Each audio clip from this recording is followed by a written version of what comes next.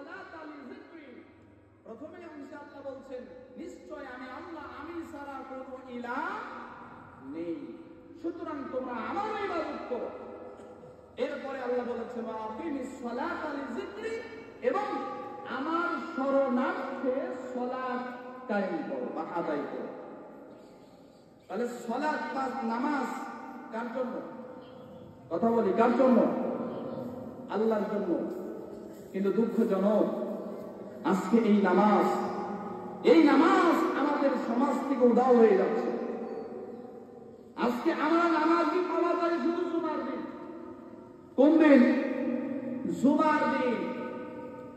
জুমার দিন সারা মসজিদে নামাজি পাওয়া, এই যে মসজিদ যেটা কেন্দ্রিক আজকে আমাদের এই তাফসীর, যেটা কেন্দ্রিক, আমি এখানে 2 দিন না 3 দিন আমি এশারের সালাত আদায় করেছি, মাত্র 4 থেকে 5 জন মানুষ। তাহলে এত বিশাল একটা গ্রাম, একটা মাঝামাঝি মিডল পয়েন্টে একটা মসজিদ, অথচ নামাজি নাই। বিশ্বনবী জনাব মুহাম্মদ রাসূলুল্লাহ সাল্লাল্লাহু আলাইহি ওয়াসাল্লাম বলেছেন আল ফারকু বাইনাল আবদি ওয়া বাইনাল কুফরি তারকুস সালাত। একজন মুসলমান এবং কাফিরের মধ্যে পার্থক্য হচ্ছে নামাজ। বলেন কি? নামাজ। মানে আপনি যদি নামাজ পড়েন তাহলে আপনি মুসলমান, আর যদি নামাজ না পড়েন তাহলে কি বলেন তো? কেউ কথা বলবে না, অত জানে বললো তার ধরা হয়ে যাবে। হ্যাঁ, আপনাদের ভাষায় কাফের বা মুসলমান না বা মুসলিম। তাহলে একটু চিন্তা করেন, আপনি কত সালাত, কত নামাজ ইচ্ছাকৃতভাবে ছেড়ে দিয়েছেন, কত সালাত আপনার জীবন থেকে ছুটে গেছে।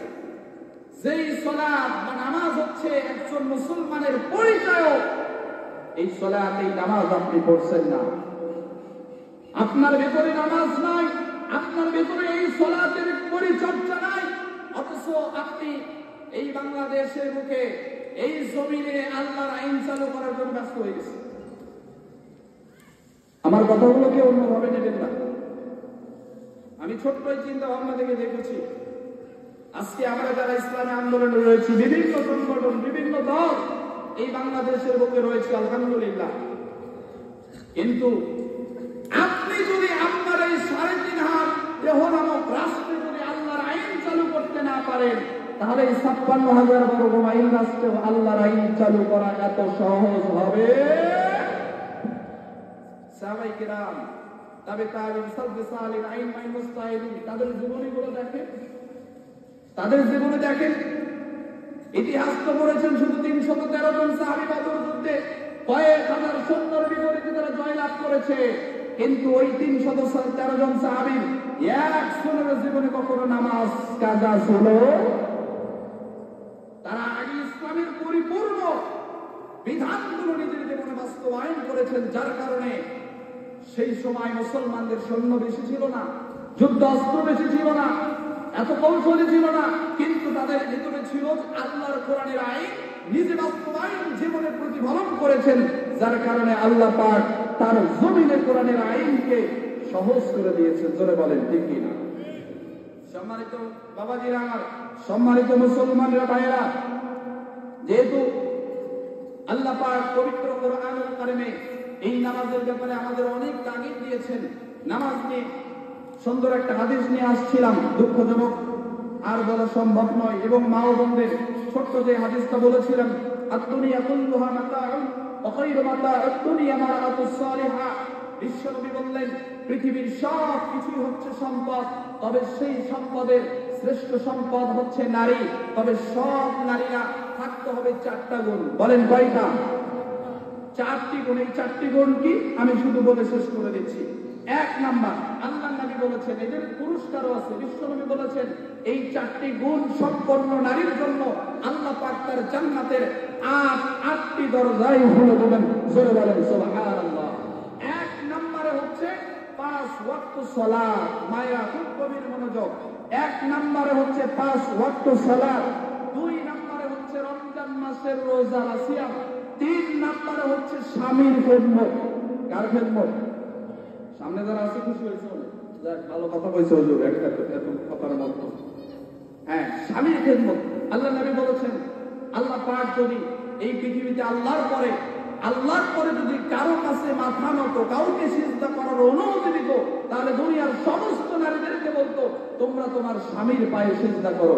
জোরে বলেন সুবহানাল্লাহ। সেই স্বামীর সেবা যেই মা ও বোনেরা করেন না, আল্লাহর কাছে ধরা খেয়ে যাবেন। সুতরাং স্বামীর খেদমত করতে হবে, এটা 3 নাম্বার। 4 নাম্বারে নিজের সতীত্বের হেফাজত করা। আল্লাহ পাক যেই কারণে আপনাকে এই সম্মানটুকু দিয়েছেন, এই সতীত্বের হেফাজত করতে হবে। এটার ব্যাখ্যা অনেকক্ষণ চলে যাবে, আমার আজকে আর কোনোভাবে আমি হুজুরকে রেখে বেয়াদবি করতে চাচ্ছি না। তারপর অনেক কথা বলেছি, বেয়াদবি ক্ষমা চাই। এবং যে ভাঙা ভাবে যে কথাগুলো বললাম, আসলে একেবারে কি বলবো, আলোচনা আমি কিছুই করতে পারি না, এখানে কোনোভাবেই কিছু বলতে পারি না। হুজুর চলে আসছে, আলোচনা থাকেও না।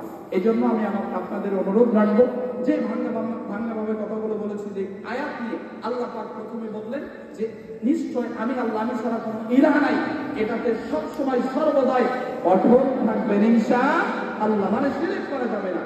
আর 2 নাম্বার যে আল্লাহ পাক যে কথা আলোকপাত করেছেন, সেটা হচ্ছে আমার শরণার্থে তোমরা সালাত আদায় করো। এই সালাতটা ছাড়া যাবে। সর্বশেষ মা-বোনদের ব্যাপারে যে 4টি কথা বললাম, 1 নম্বরে 5 ওয়াক্ত সালাত, 2 নম্বরে রমজান মাসের রোজা, 3 নম্বরে স্বামীর খেদমত, 4 নম্বরে নিজের সতীত্বের হেফাজত করা। আল্লাহ পাক যেন এই বিষয়গুলো আমাদেরকে বোঝার, আমল করার তৌফিক দান করেন। সকলে বলি আল্লাহুম্মা আমিন। ওয়া আখিরু দাওয়ানা আলহামদুলিল্লাহ।